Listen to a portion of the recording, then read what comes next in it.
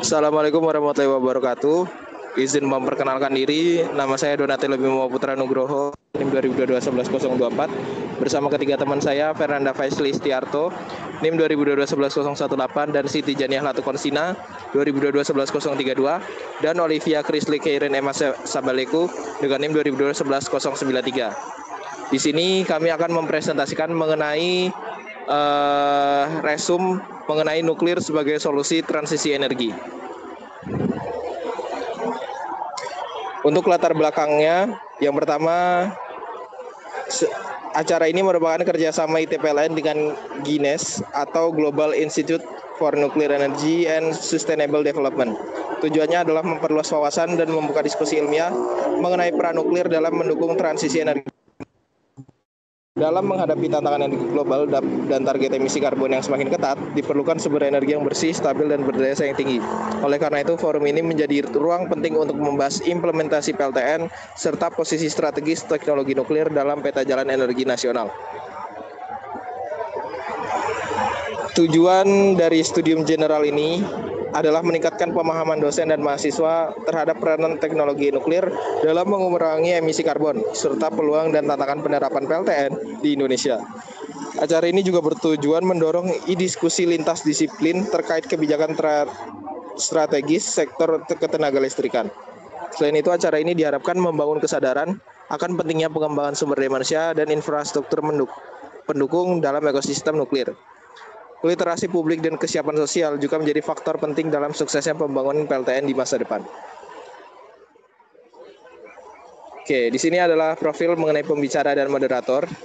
Yang pertama adalah Profesor Dr. Insinyur Iwa Garniwa, MK IPU, pakar energi dan rektor ITPLN. Dan selanjutnya ada opening speech Dr. Insinyur Agus Puji Prasetyono, Magister English, anggota Dewan Energi Nasional, dan narasumber ada Dr. Suroso Isnandar, Direktur Manajemen Risiko PT PLN Persero, dan Dr. Triwahyu Adi, Director of Dosen Enerbility Co. di Korea. Selanjutnya ada moderator Dr. Nadia Paramita STMT, akademisi dan praktisi energi. Setiap pembicara menghadirkan perspektif yang berbeda, kebijakan nasional, kesiapan korporasi, pengalaman internasional, dan peran akademik. Ini menjadi refleksi bahwa pengembangan nuklir memerlukan pendekatan holistik dan kolaboratif. Selanjutnya akan dibawakan oleh teman saya. Selanjutnya untuk materi pembuka dari Dr. Agus Puji Prasetyo, Dr. Agus menyampaikan urgensi transisi energi di tengah krisis iklim dan ketergantungan tinggi Indonesia terhadap energi fosil. Dalam pandangannya, PLTN bisa menjadi solusi untuk memastikan keandalan dan keberlanjutan pasokan energi nasional. Ia menekankan pentingnya sinergi kebijakan lintas sektor. Pengembangan energi nuklir tidak bisa hanya didekati secara teknis, melainkan juga harus melibatkan pertimbangan sosial, budaya, dan keamanan nasional. Literasi publik dan penerimaan sosial menjadi aspek kritis dalam keberhasilan pembangunan PLTN.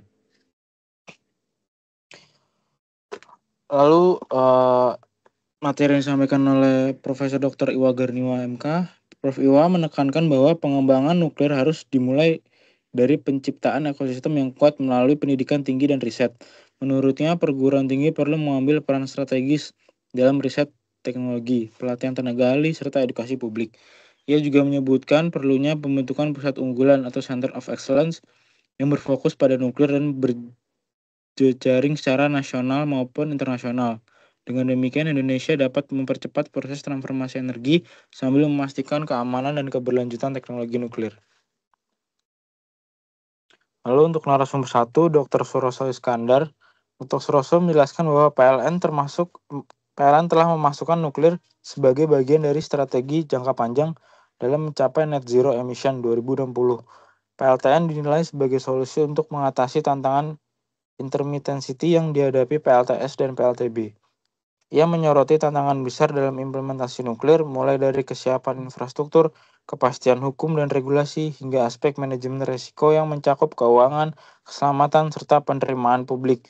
Pengembangan PLTN memerlukan skenario risiko yang matang dan simulasi yang menyeluruh. Mungkin selanjutnya akan dilanjutkan oleh teman saya.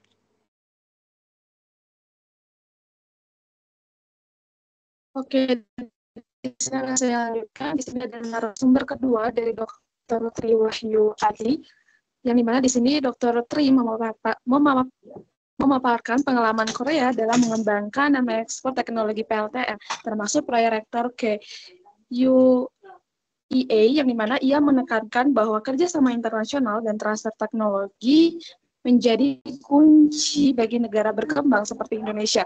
Ia memperkenalkan teknologi Small Modular Reactor atau disingkat dengan SMR, yang dimana sebagai alternatif efisien dan aman bagi wilayah dengan keterbatasan lahan dan akses air. Yang dimana SMR memiliki keunggulan dari sisi desain modulator, biaya investasi yang lebih rendah, dan sistem keselamatan pasif yang modern. Kemudian di sini ada peran dari GINES sendiri, yang dimana GINES didirikan untuk mendorong kolaborasi antara akademisi, kemudian industri, dan juga pemerintah dalam mendukung pengembangan nuklir berkelanjutan. Yang dimana GINES bertindak sebagai think tank yang menyediakan kajian, pelatihan, serta penguatan SDM di sektor nuklir. Selain memfasilitasi pelatihan dan pengembangan kurikulum berbasis kebutuhan industri, GINES juga menjalin kerjasama dengan berbagai lembaga global. Ini termasuk tukaran peneliti, program magang, dan sertifikasi teknis untuk mendukung kesiapan pembangunan PLTN nasional. Bisa di next.